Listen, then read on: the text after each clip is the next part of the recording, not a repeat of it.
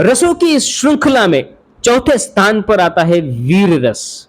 इस वीर रस में ही इस शब्द का अर्थ छुपा होता है। आपने जो कुछ भी हिस्टोरिकल फिल्में देखी होगी, जैसे कि छत्रपति शिवाजी महाराज के जीवन पर आधारित है, तानाजी नाम का मूवी आया था, जो जिसमें तानाजी मालुसरे की जीवनी बताई गई थी। तो इन सभी कैरेक्टरों में हमें जो रस देखने को मिलता है वो वीर रस होता है। जो मिलिट्री के बेस फिल्में आती है उसमें भी वीर ही रस होता है। मतलब हमारे जो जवान सीमा पर लड़ते हैं तो वो उनमें वो भावनाएं होती है कि हम अपने देश के लिए कुछ भी करेंगे, हम अपने देश के लिए जान भी दे देंगे। तो ये वीर रस होता है।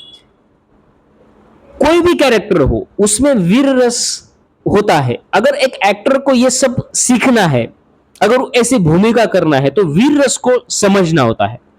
क्या होता है जब एक इंसान वीर रस का अध्ययन करता है, उसे अमल में लाने की कोशिश करता है, तो उसका बॉडी स्ट्रक्चर बदलता है, उसके हाव भाव बदल जाते हैं, उसके चेहरे पर का कॉन्फिडेंस बढ़ जाता है।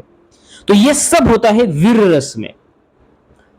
निडरता, ऐसा नहीं कि राजा महाराज या सैनिक इनकी फिल्मों में ये सब होता है।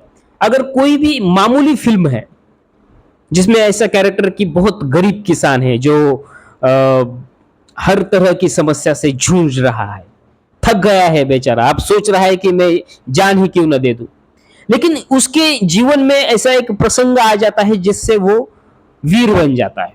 क्या होता है, कोई भी हो सकता है सिचुएशन वाइज।